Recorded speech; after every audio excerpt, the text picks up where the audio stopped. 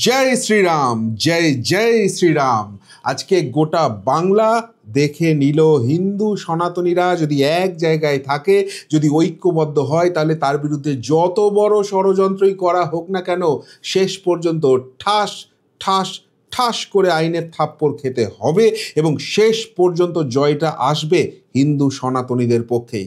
আজকে আরও একটা জিনিস চোখে আঙুল দিয়ে দেখিয়ে দিল যে সত্যিই যদি হিন্দু হিন্দু ভাই ভাই এই যে কথাটা, এটা কথার কথা না বলে কাজে দেখানো যেতে পারে, তাহলে 26-এ পরিবর্তন শুধুমাত্র সময়ের অপেক্ষা। কোনো শক্তির ক্ষমতা নেই এই পরিবর্তনকে আটকাবার জন্য।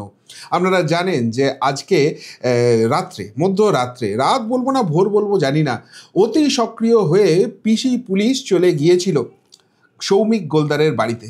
শুধু সৌমিক গোলদার নয়, সৌমিক গোলদারের পাশাপাশি স্বর্ণেন্দু চক্রবর্তী এবং তরুণ ভট্টাচার্য, 3 সনাতনী বীর যোদ্ধা, তাদেরকে তুলে নিয়ে আসে যেন বিশাল বড় ক্রিমিনাল ধরতে গেছে।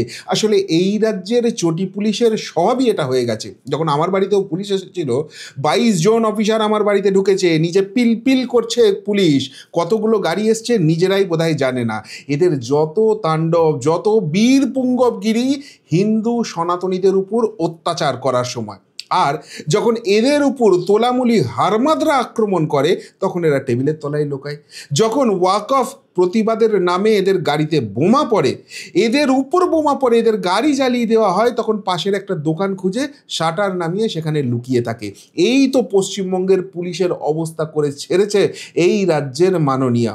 তো তারা চলে গিয়েছিল সৌমিক গোলদারকে, স্বর্ণেন্দু চক্রবর্তীকে, তরুণ ভট্টাচার্যকে তুলে আনতে। তুলেও নিয়ে এসেছিল কেননা তাদের দোসর ওই ইন্ডি জোটের পিন্ডি সঙ্গী, তাদের চিংড়ি পিংড়ি সব লোকজন, তারা এইদেরকে ফাঁসানোর চক্রান্ত লেগে গেছে। এখন দুধেল গায়েরা খেপে যাবে, তাই যে করে হোক সৌমিক গোলদারদের মুখটা বন্ধ করতে হবে।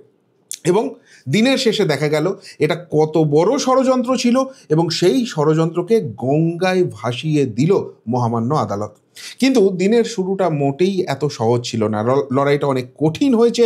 সারা দিন ধরে বীর সনাতনী যোদ্ধা যারা রয়েছেন, আইনজীবী থেকে শুরু করে সাধারণ মানুষ, প্রত্যেকে লড়ে গেছেন সৌমিক ভাইদের জন্য। আর তাই দিনের শেষে এই 3 বীর যোদ্ধাকে আমরা সসম্মানে মুক্ত করতে পেরেছি এবং সেটাও আদালতের নির্দেশে। এখন কি ঘটেছিল সকালবেলাতে একবার ছোট্ট করে একটা ভিডিও ক্লিপ দেখে নিন, তাহলেই আপনাদের কাছে চিত্রটা পরিষ্কার হয়ে যাবে। ময়দান থানার পুলিশ বিভিন্ন জায়গায় বিভিন্ন হিন্দু ভাই যারা গীতা পাঠে গিয়েছিল এবং গীতা পাঠের সঙ্গে যুক্ত আছে এরকম বিভিন্ন ভাইদের বাড়িতে যায়, রাত্রে অভিযান চালায় পুলিশ। এবং তার মধ্যে রয়েছে আমাদের ভাই মিল্টন অ্যাডভোকেট, তার বাড়িতে পর্যন্ত গতকাল রাত্রে পুলিশ প্রশাসন যায় এবং তাকে ব্যাপকভাবে হেনস্থা করে। শুধু তাই নয়, গতকাল রাত্রে আমরা খবর পাই যে স্বর্ণেন্দু চক্রবর্তী, আমাদের যুব মোর্চার রাজ্য কমিটির সদস্য আছেন, তাকেও গতকাল কোনো রকম বিনা নোটিশ ছাড়াই রাত 2টো নাগাদ তার বাড়ির থেকে তাকে তুলে এনেছে। এবং ভাই সৌমিক গোলদার, তাকেও গতকাল রাত্রে অ্যারেস্ট করেছে। আমরা সকাল 6টা থেকেই ময়দান থানায় আছি এবং পুলিশের সঙ্গে কথা বলার চেষ্টা করছি, কিন্তু পুলিশ প্রশাসন জানি না কাদের কথা মতো, কাদের ইশারায় আমাদের সঙ্গে কোনো রকম কোঅপারেট করছেন না, তাদের সঙ্গে কথা বলতে পর্যন্ত দিচ্ছেন না। শুধুমাত্র কারণটা হলো, শুধুমাত্র দেখতে পাচ্ছেন আপনারা সৌমিক ভাইকে অ্যারেস্ট করে নিয়ে এসে তাকে পুলিশ নিয়ে যাচ্ছে। শুধুমাত্র গীতা পাঠে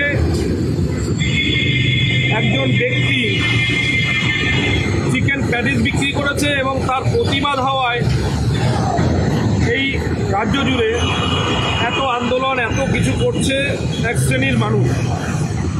তাই সমস্ত হিন্দুদের কাছে আমাদের বার্তা, আপনারা ভাবুন, ভাবতে শিখুন। আজকে আমরা কোর্টে এসে জানতে পারি একটা প্রহসনমূলক মিথ্যে মামলায়, সেই চিকেন প্যাটিস নাকি একটা হয়েছিল, সেই মামলায় ময়দান থানার পুলিশ কোনো রকম নোটিশ জারি না করে 3 জন রাষ্ট্রবাদী কার্যকর্তাকে অ্যারেস্ট করে পুলিশে নিয়ে আসে। আমরা সম্মিলিত প্রয়াসে শ্রীমান পরেশনাথ যাদব, শ্রীমান শুভজিৎ বল, অমিত অধিকারী সহ এই ব্যাংশাল কোর্ট ইউনিটের প্রায় ৩০-৩৫ জন জাতীয়তাবাদী আইনজীবী এই মামলায় সম্মিলিতভাবে আদালতের সামনে সাবমিশন করি এবং আদালত সমস্ত কিছু বিবেচনা করে এই ৩ জন রাষ্ট্রবাদী কার্যকর্তাকে যাদের পুলিশ অ্যারেস্ট করে নিয়ে এসেছিল তাদেরকে বেল দিয়ে দিয়েছে। কলকাতা পুলিশ অতি সক্রিয় হয়ে আজ আমাদের যে কার্যকর্তা ৩ জনকে একটি কেসে অ্যারেস্ট করে নিয়ে চলে এলো সেই তাদেরকে আজ মহামান্য কোর্ট জামিনে মুক্ত দিয়েছে। অর্থাৎ আমাদের বিচার ব্যবস্থা এটা আজকে আমাদের কাছে আমাদের যে কথাটা সত্যি সেটাকে আরো জোরালো হিসাবে প্রতিষ্ঠিত করলো এদের মাধ্যমে বেল দিয়ে। অর্থাৎ এরা পুলিশ কাস্টডিতে থাকার কোনো অধিকার, পুলিশকে কাস্টডি পাওয়ার কোনো অধিকার নেই, এটাও আজকে আমাদের বিচার ব্যবস্থার দ্বারা প্রমাণিত হলো। বিচার ব্যবস্থার জয় হলো হিন্দুত্বের জয়, ভারতবর্ষের ভারতীয়দের আজকে জয়, সনাতনীদের জয়। জয় জয় শ্রীরাম, জয় শ্রীকৃষ্ণ, জয় শ্রীকৃষ্ণ, জয় শ্রীকৃষ্ণ, জয় শ্রীরাম, জয় মহাকাল, ওম নমো পার্বতী হর হর মহাদেব। শুনলেন বন্ধুরা, তার মানে বোঝাই যাচ্ছিল আইনজীবীদের কথা অনুযায়ী যে লড়াইটা কতখানি কঠিন ছিল। এই যে সৌমিকদের গ্রেপ্তার করে নিয়ে আসা হয়েছে, সেখানে কোনো আইন টাইন তো মানার কোনো প্রশ্নই নেই, জোর করে গ্রেপ্তার করা হয়েছে। এবং তার থেকেও বড় কথা, পুলিশ যদি এত সৎভাবেই কাজ করে থাকবে তাহলে তাদের সঙ্গে আইনজীবীদের দেখা করতে দিচ্ছে না কেন, তাদেরকে কোনো ইনফরমেশন পাস করছে না কেন? আসলে এখানেই স্পষ্ট হয়ে যাচ্ছিল কোথাও কোনো বৃহত্তর ষড়যন্ত্রের ছক কষা হচ্ছে। এটা কোনো সাধারণ গ্রেপ্তারি নয়, এর পিছনে ভয়ঙ্কর অঙ্ক আছে এবং এই লড়াইটা হিন্দুদের সমবেতভাবে লড়তে হবে। না হলে আগামী দিনে এইভাবেই সৌমিক ভাইদের যেভাবে অত্যাচার করা হচ্ছে সেইভাবে পিষে মেরে ফেলার চেষ্টা করা হবে, একটা বিশেষ সম্প্রদায়কে খুশি করার চেষ্টা করা হচ্ছে। ফলে খুব স্বাভাবিকভাবেই লড়াইটা শুরু হয়ে যায় বিভিন্ন জায়গা থেকে। কিন্তু তখনও বোঝা যাচ্ছিল না ষড়যন্ত্রের ছকটা ঠিক কোথা থেকে কষা হচ্ছে। এটা স্পষ্ট হয়ে গেল যখন মাননীয়া স্টেজে লম্বা লম্বা করে হাঁটতে হাঁটতে পরিষ্কার জোর গলায় বলে দিলেন যে তিনি অ্যারেস্ট করিয়েছেন। কি বলেছেন একবার শুনে নিন চট করে সেই কথাটা। আজকে একটা গরিব হকার তার জিনিস বিক্রি করতে গেছে, সব মিটিংয়ে কেউ না কেউ বিক্রি করতে আসে। কেউ চা বিক্রি করে, কেউ সিঙ্গারা বিক্রি করে, কেউ ঝালমুড়ি বিক্রি করে, কেউ ভেলপুরিয়া বিক্রি করে, কেউ বিস্কুট বিক্রি করে। সেও তার মতো বিক্রি করতে গেছে, তার মাথায় তখন ওটা খেলেনি যে আমি এটা বিক্রি করব না ওটা বিক্রি করব। ধরে মেরেছ, কাল সব কটাকে অ্যারেস্ট করেছি, সব কটার গায়ে অ্যারেস্ট করেছি যারা গায়ে হাত দিয়েছে। এটা বাংলা, এটা ইউপি নয়। এখানে তোমাদের গদ্দারি চলবে না, আর এখানে তোমাদের হুকুমও চলবে না, আর এখানে তোমাদের আদেশও চলবে না। মমতা ব্যানার্জির একটা চোখ বন্ধ বলে ওদের গ্রেপ্তার করেছে। মমতা ব্যানার্জির পুলিশ উচিত যে ননভেজ বিক্রি করতে গেছিল ওখানে এবং মিথ্যে কথা বলে ঢুকেছে, পরিচয় আড়াল করে ঢুকেছে, তাকেও ধরা, তার বিরুদ্ধে তো এফআইআর হয়েছে। আর এদেরকে ধরে নিয়ে এলেন 41-এ নোটিশ দিয়েছেন। এরা কি জঙ্গি নাকি? আর যখন কালী পুজোতে কাকদ্বীপে কালী মূর্তি ভাঙলো তার আসামি গ্রেপ্তার হয়নি কেন? মন্দির বাজারে জগদ্ধাত্রী মূর্তি ভাঙলো তার গ্রেপ্তার হয়নি কেন?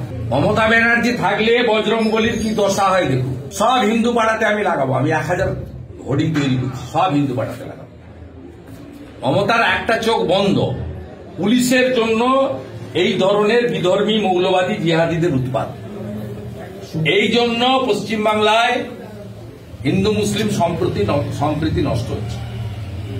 এই জন্য হুমায়ুন কবিরের মতো মৌলবাদীরা বাবরের নামে ধর্মীয় স্থান করার সাহস পাচ্ছে। তাই ওই ঘটনাতেও পুলিশের নিরপেক্ষতা নিয়ে প্রশ্ন আছে। 41-এ নোটিশ না দিয়ে একতরফা ভাবে গোবরডাঙ্গা থেকে অশোকনগর থেকে তুলে নিয়ে এসছেন কাল রাত্রি 3টের সময়। আমি পূর্ণ আইনি সাহায্য দেবো এই ছেলেদের। আমি বিরোধী দলনেতা এমএলএ হিসেবে নয়, আমি একজন হিন্দু হিসেবে মমতার পুলিশের দ্বারা আক্রান্ত হিন্দু ভাইয়ের পাশে দাঁড়াবো। আপনি কিচ্ছু করতে পারবেন না। আমার ধর্ম আগে, ধর্ম রক্ষতে রক্ষিত, এটা আমাকে গীতা শিখিয়ে দিয়ে গেছে। হিন্দুর পাশে দাঁড়ানো একটা হিন্দুর কর্তব্য। এর সঙ্গে রাজনীতি নেই, কোনো পদ নেই, এর সঙ্গে কিচ্ছু নেই। শুনলেন বন্ধুরা, অ্যারেস্ট করিয়েছি। আচ্ছা বলুন তো, তিনি তো একটা রাজ্যের মুখ্যমন্ত্রী, তিনি পুলিশ মন্ত্রীও, তার কোনো ক্ষমতা আছে অ্যারেস্ট করানোর? তিনি ম্যাক্সিমাম বলতে পারেন নিরপেক্ষ তদন্ত করো এবং সেই তদন্ত করে দোষীদের তোমরা চিহ্নিত করো, তারপর আদালতের কাছে নিয়ে এসো, আদালত নির্দেশ দেবে তাদের কি শাস্তি হওয়া উচিত। কিন্তু না না, দুদেল ভোট ব্যাংক এখন খেপে যাচ্ছে, সুতরাং তাদেরকে সন্তুষ্ট করতে চরম হিন্দু বিরোধিতার জায়গায় যেতে হবে, আর সেই জন্য অ্যারেস্ট করিয়েছি। নিজের মুখেই স্বীকার করে নিলেন। কেন তিনি অ্যারেস্ট করিয়েছেন? দেখুন, এখানে কিন্তু ভয়ঙ্কর একটা ষড়যন্ত্রের কথা উঠে আসছে। কীরকম?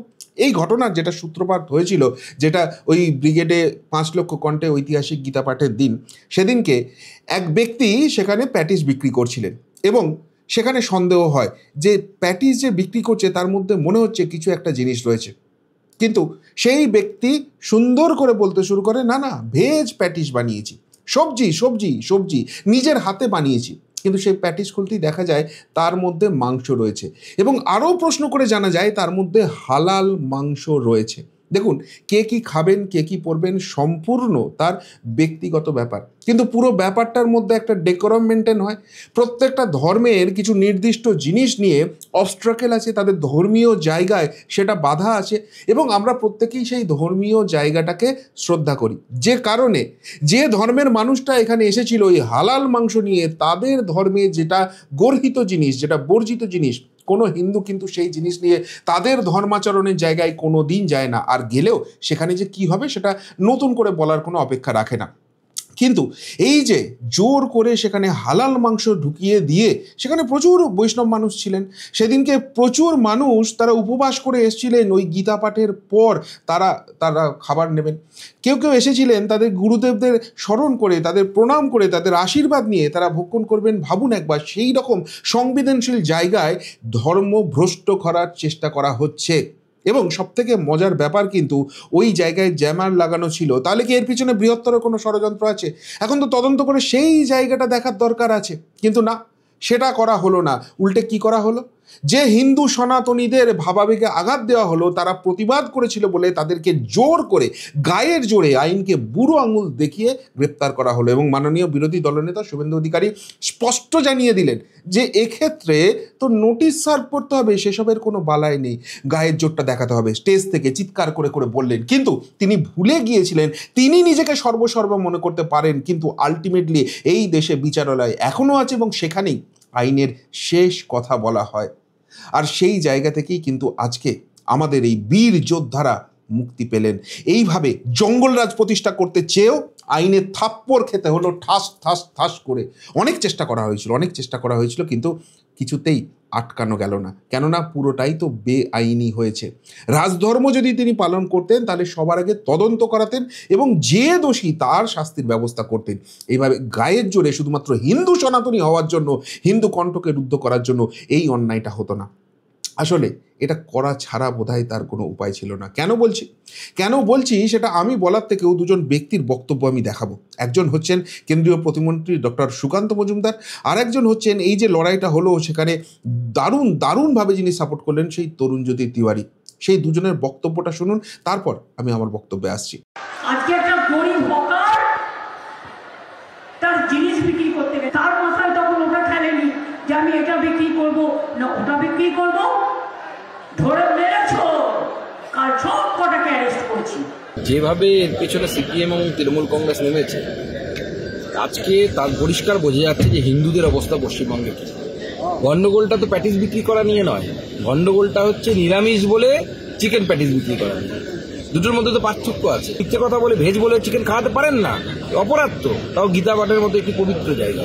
হিন্দুদের উপর এই যে চরম অত্যাচার, সিপিএম তৃণমূল সব মিলে হিন্দু বলে এদেরকে অ্যারেস্ট করা হয়েছে এবং হিন্দুদের উপর এই অত্যাচার তৃণমূল কংগ্রেস এবং সিপিএম মিলে করছে। হরগোবিন্দ দাস, চন্দন দাস মারা গেল, খুন হলো বাড়ির সামনে, কোনো বুদ্ধিজীবীকে তো তখন চিৎকার করতে দেখিনি।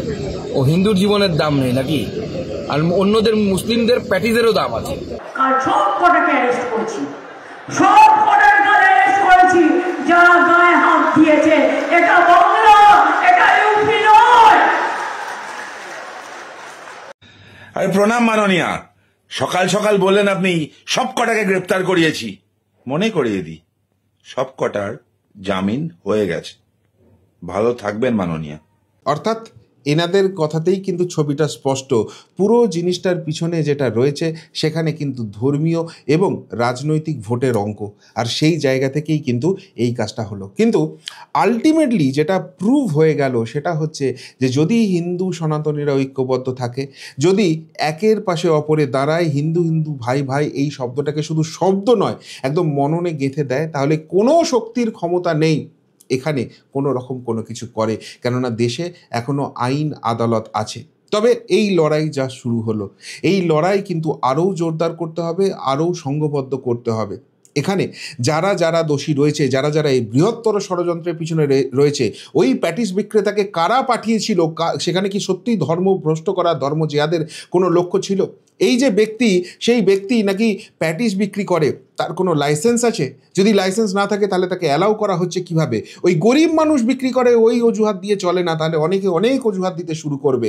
আর তাই যখন এই রাজ্যে রাজধর্ম চলে না, তখন হিন্দুদের ঐক্যবদ্ধ হতে হয় এবং আইনের শরণাপন্ন হতে হয়। এবং সেটা হলে যারা যারা এখানে অন্যায় করছেন, অবিচার করছেন, জোর করে গায়ের জোরে চাপিয়ে দিতে চাইছেন, দিনের শেষে তাদেরকে এইভাবেই হারতে হয়। এবং জয়ী হয় সৌমিক গোলদারের মতো, স্বর্ণেন্দু চক্রবর্তীর মতো, তরুণ ভট্টাচার্যের মতো হিন্দু বীর যোদ্ধারা। কি বলবেন আজকের এই ঐতিহাসিক জয় নিয়ে? 26-এর যে পালাবাদলের জায়গা, যেটা না হলে হিন্দুরা এই রাজ্যে সুরক্ষিত থাকবে না, সৌমিক গোলদারের ঘটনা আর একবার চোখে আঙুল দিয়ে যেটা দেখিয়ে দিল, সেই জায়গাটার সেই ছবিটা কি আজকে স্পষ্ট হয়ে গেল না? যদি এই নিয়ে কিছু বলার থাকে আপনাদের অবশ্যই কমেন্ট বক্সে কমেন্ট করে জানাবেন। এখনকার মতো এখানেই শেষ করলাম, ফেরত আসছি নতুন প্রতিবেদন নিয়ে খুব তাড়াতাড়ি। ভালো থাকবেন, সাথে থাকবেন, পাশে থাকবেন। নমস্কার।